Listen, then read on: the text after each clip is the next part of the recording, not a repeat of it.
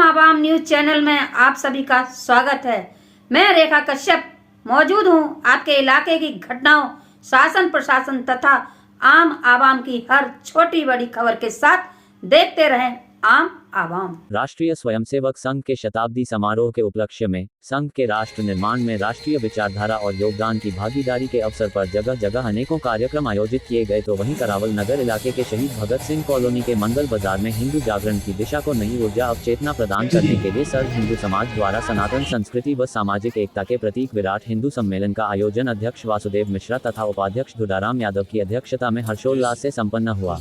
इस अवसर पर जहां प्रहलाद मॉडर्न पब्लिक स्कूल के प्रतिभाशाली छात्र छात्राओं ने नृत्य कला और नाटिकाओं के जरिए मौजूद दर्शकों को मोहित कर दिया, तो वहीं गणमान्य अतिथियों को शॉल भेंटकर उन्हें सम्मानित किया गया।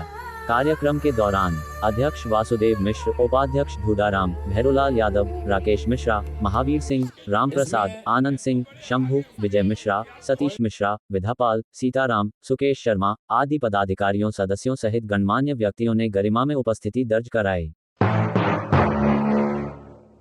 समाज में कीर्तन और भजन के माध्यम से हमारी महिला शक्ति को जागृत करती हैं। हम आपका सम्मान करना चाहते हैं। आपको मंच पे हम स्वागत करेंगे। श्रीमान वीरपाल जी, गली नंबर 1A में निवास है आपका। आप हमारे समाज के सम्मानित व्यक्ति हैं। हम आपका आह्वान करते हैं, आप मंच पे आए। श्रीमान भगवती प्रसाद कुकरेती जी, आप हमारे बस्ती के RWA के एक अहम सदस्य हैं और हमारी इस बस्ती में लोगों के सुख दुख में साथ खड़े होते हैं और हमारी समस्याओं का निदान भी करते हैं।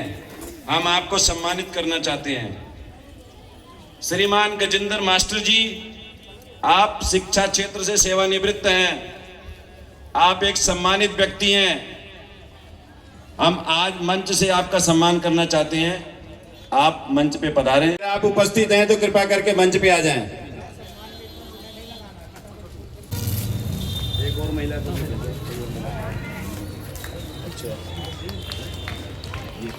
मैं अपने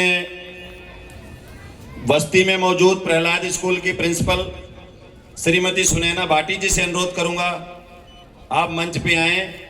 आपने बहुत उत्कृष्ट कार्य किया है। कम समय में बच्चों को इतना अच्छा तैयार करा अपने स्कूल के, और हमारे क्षेत्र को आगे बढ़ने में आप सहयोग कर रही हैं। हमारे क्षेत्र के बच्चों को शिक्षित कर रही हैं।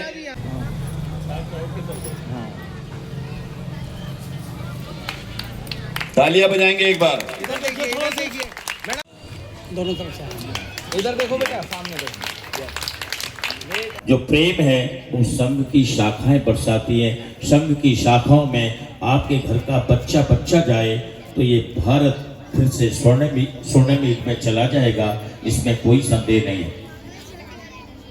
भारत में आने वाले बच्चों को हम उत्साहवर्धन करें उनका। अगला जो कार्यक्रम है वो बच्चों का है।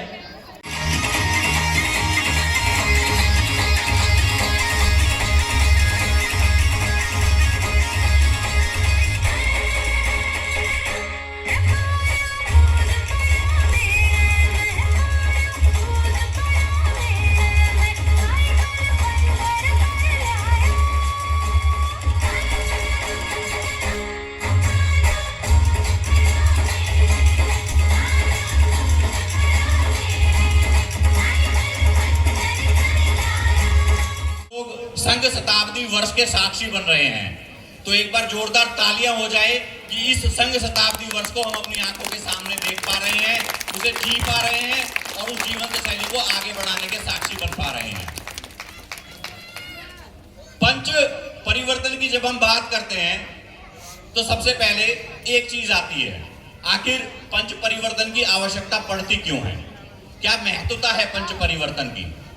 तो पंच परिवर्तन की सबसे बड़ी महत्वता है कि ये हमारे व्यक्तित्व को निखारने के लिए, समाज में एकजुटता लाने के लिए, जातिगत भेदभाव को खत्म करने के लिए, हमारी नारियों को सम्मान देने के लिए पंच परिवर्तन का विषय जो है वो RSS के द्वारा चुना गया और बुना गया है। केवल पंच परिवर्तन कोई विषय नहीं है। जब इस मंच से उतरकर नीचे जाऊंगा तो विश्वास कीजिएगा आप इस बात को जान पाएंगे कि पंच परिवर्तन के माध्यम से ना केवल आप अपने परिवार को, ना केवल आप अपने आप को, ना केवल अपने समाज को, बल्कि इस पूरी की पूरी पुण्य भूमि भारत भूमि को बदलने की क्षमता हम स्वयं जो है रखते हैं। एक महिला परिवार बनाती है, परिवार से घर बनता है, घर से समाज बनता है और समाज से देश और देश से राष्ट्र का निर्माण होता है। कहते हैं बिन घरनी घर भूत का डेरा। जिस घर में महिला नहीं है वह घर कहीं भी घर नहीं है। एक मकान हो सकता है लेकिन वह घर कभी भी नहीं हो सकता है, क्योंकि एक जननी जनन करने से लेकर के एक बच्चे को पैदा करने से लेकर के उसको उम्र तक बड़े होने तक उसको संभालती है, पढ़ाती है, लिखाती, एक संस्कार देती है, तब जाकर कर कहीं वो एक युवा बनता है, एक युवती बनती है और समाज के निर्माण में अपना योगदान देता है। कुछ समय से अभी हमारा जो समाज रहा है ये आगे अभी कुछ विघटन की तरफ जाता हुआ दिख रहा है, क्योंकि कुछ हमारे संस्कार अभी उतने उत्कृष्ट नहीं है जो हम इतिहास में हमारे हुआ करते थे। अगर मैं ध्यान दूं तो ऋग्वेद में 27 ऐसी महिलाएं हुई जो उनकी ऋचाएं आज शादी में प्रयोग होती हैं। अगर सूर्या हुआ करती थी, अपाला, घोषा, इंद्राणी, पालोमी, उर्वशी, दक्षिणा आदि इतनी बड़ी बड़ी महिलाएं हुई जो उनकी ऋचाएं हमें पढ़ने को मिलता है और बहुत सारा तो हमारा नष्ट भी हो चुका है। सूर्या सावित्री की बात करूं तो ऋग्वेद में शादी की 40 ऋचाएं यानी श्लोक जो आज भी हम अपनी शादी में उनको प्रयोग करते हैं। जिनके ओजस्वी वचनों से गूंज उठा था विश्व गगन, वही प्रेरणा पुंज हमारे स्वामी पूज्य विवेकानंद। जिनका भोला दीप उज्ज्वल था हर संकट में सदा अटल, मर्यादित तेजस्वी जीवन सजग समर्पित था हर पल।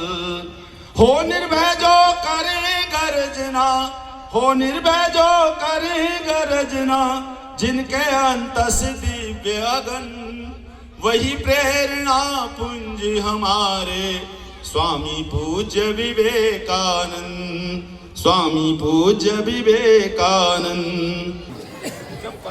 कार्यक्रम के लिए कम समय में सुमित भाटी जी और गुजरात हिंदू सम्मेलन के रूप में करावल के स्थानीय परिवारों को देखने को मिला। क्या कहेंगे इस तारीख? हाँ जाओ। अच्छा ऐसे प्रोग्राम मैंने बताया वो तो बढ़िया है, बहुत बढ़िया है। तो यादव जी का सहयोग मिलेगा ऐसे कार्य आयोजन में? सहयोग तो आप सब मिलकर सभी का मिलेगा, यादव जाएगा सबका मिलकर करो। सर आपका नाम?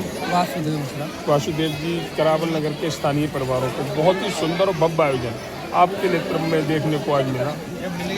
कहते हैं कि आयोजनकर्ता जो मुख्य रूप से जो आयोजनकर्ता होते हैं कहीं ना कहीं उनकी उपस्थिति बहुत कुछ कह जाती है। चुप हो जाओ भाई, 2 मिनट चुप हो जाओ। आज के सम्मेलन के लिए हम भी कहेंगे दर्शकों के लिए आपके 4 शब्द मिले।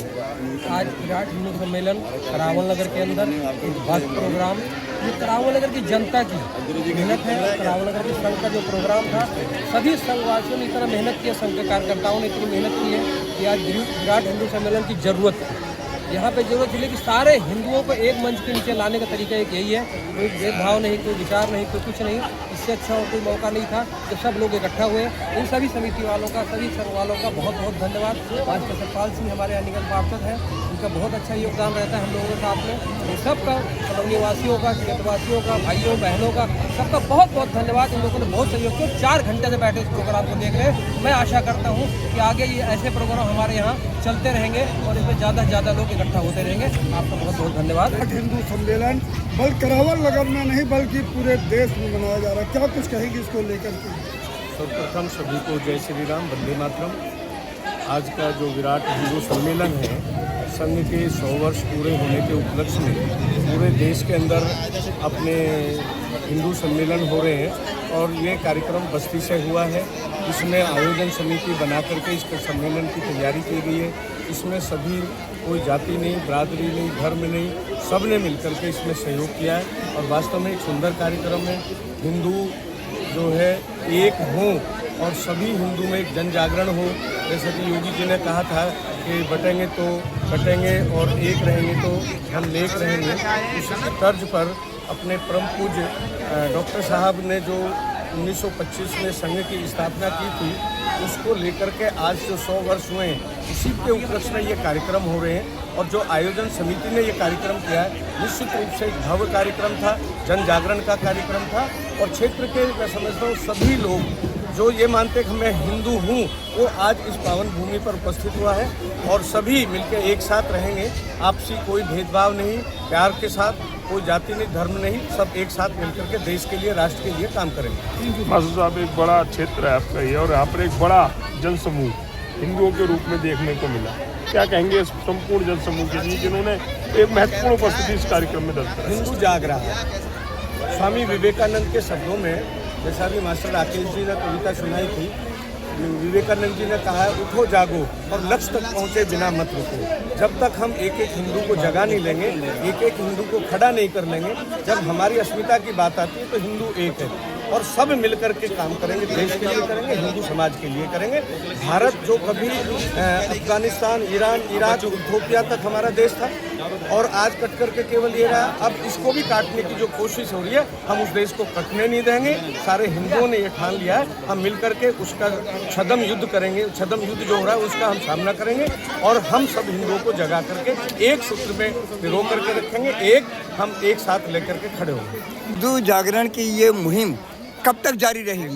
जब तक एक एक हिंदू जाग नहीं जाएगा और अपने सत्य सनातन धर्म के झंडे के नीचे खड़ा नहीं हो जाएगा, जब तक ये कार्यक्रम चलते रहेंगे। तो हमारा जो लक्ष्य है वो सभी हिंदू समाज के जितने भी लोग हैं जुड़े हुए, हिंदू समाज का एक एक अंग, चाहे वो किसी क्षेत्र से जुड़ा हो, किसी बिरादरी से जुड़ा हो, किसी समाज से जुड़ा हो, सबको जोड़ना, सबको एक राह पे लाना और सबको समरसता सबके बीच में कायम करना। क्योंकि जब तक समरस समाज नहीं होगा, हम कभी भी देश आगे नहीं बढ़ेगा। हम में आपस में वैमनस्यता रहेगी, भेदभाव रहेगा तो देश आगे नहीं बढ़ेगा। और ये बिल्कुल प्रासंगिक है, ये हम पहले देख भी चुके हैं। हमारे बीच में फूट होगी तो देश आगे नहीं बढ़ेगा। तो हमारा लक्ष्य है संघ के माध्यम से हम समाज को एक रास्ते पे लाएं, एक दिशा में आगे बढ़े, एक रूप हो, समरसता हो, जातिगत भेदभाव खत्म हो। और जैसे जो 5 मूलभूत बताई गई हैं कि वो 5 चीज़ों का अगर हम जैसे कि पर्यावरण को ठीक रखें, नागरिक कर्तव्य समझें। जैसे नागरिक कर्तव्य अगर हम सड़क के किनारे थूकते भी हैं तो वहाँ भी मुझे देखना है कि कहाँ थूकना है। अपनी गाड़ी पार्क करते हैं तो मैं टेढ़ी ना लगा दूँ कि किसी को असुविधा हो। तो ये नागरिक कर्तव्यों में ये भी आता है। मुझे सड़क पे कैसे चलना, मुझे रोड पे कहाँ थूकना, मुझे अपनी गाड़ी कहाँ पार्क करना, ये भी नागरिक कर्तव्यों की वो है। तो मेरे कर्तव्यों में ये सारे गुण आते हैं, तो हमें इन सबका ध्यान रखना है। कहते हैं संघ कभी कट्टरता की बात नहीं करता, लेकिन आज देश में कट्टरता एक बड़े रूप में फैल रही है। संघ के लिए हर वह व्यक्ति जो हिंदुस्तानी है वो उसका अपना है। तो इस विषय पर क्या कहेंगे? वास्तव में जो संघ चाहता है वो एक, जिनको नहीं पता है वो संघ के बारे में अलग अलग बातें करते हैं, परंतु संघ की जो सोच है वो बिल्कुल ऐसी सोच है, इसमें वो नहीं है, मुस्लिम भी नहीं है, मुस्लिम भी हमारे भाई हैं। जो अपनी धरती माता को माता मानता है, गाय माता को गाय माता मानता है, गंगा माता को गंगा माता मानता है, चाहे वो किसी धर्म संप्रदाय का है, वो सब हमारे भाई हैं और सब हमारे अपने हैं। उसमें लोग कहते हैं कि ये तो कट्टरपंथी हैं, ये तो आतंकवादी है, कुछ भी कहते हैं लोग, पर ऐसा नहीं है। एक भी उदाहरण संघ के किसी भी कार्यकर्ता के द्वारा कोई कुछ भी ऐसा हुआ हो तो एक बता दो केवल मुझे, मैं मान जाऊंगा कि संघ गड़बड़ है। संघ का तो जो रीढ़ है, जो संघ के जो जिन्होंने संस्थापक थे, उन्होंने, उनके घर में केवल वो कितने भाई थे, वो सब एक्सपायर हो गए, केवल अकेले बच्चे थे, फिर भी वो डटे रहे। उन्होंने ये नहीं, वो डॉक्टर होते भी उस समय 1925 में MBBS डॉक्टर होते हुए भी उन्होंने उसकी परवाह नहीं की। उन्होंने ये नहीं सोचा कि मेरा घर और परिवार है, ये उसकी उन्होंने उपचार नहीं किया। उपचार किया किसका? समाज का। उन्हें पता थी कि वास्तव में जो देश है वो एक दिन फिर, आज तो हम आज़ाद हो जाएंगे, एक दिन फिर ये गुलाम होगा अगर हम सब एक न हुए तो।